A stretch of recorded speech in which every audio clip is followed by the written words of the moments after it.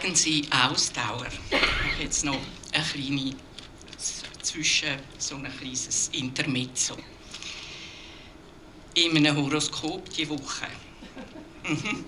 Ich lese eigentlich kein Horoskop, ich wollte ein Sudoku machen.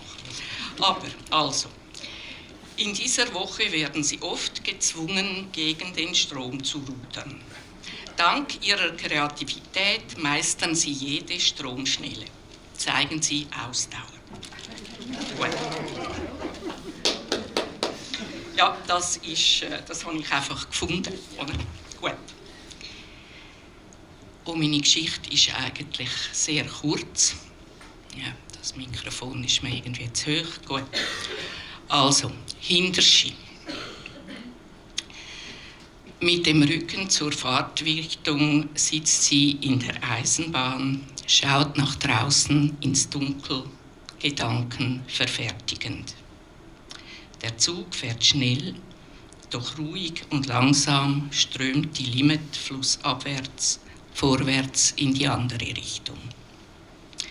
Sie liegt flach auf dem Rücken, Brust oben im Wasser, lässt sich mit der Strömung treiben und schaut hoch zum blauen Himmel.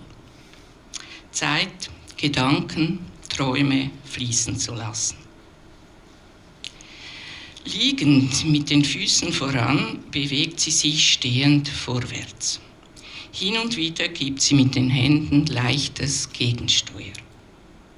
Schwimmt sie so gegen den Strom flussaufwärts, steht sie beinahe still. Rückenschwimmerinnen bewegen sich rückwärts, vorwärts, ohne zu sehen, wohin sie steuern.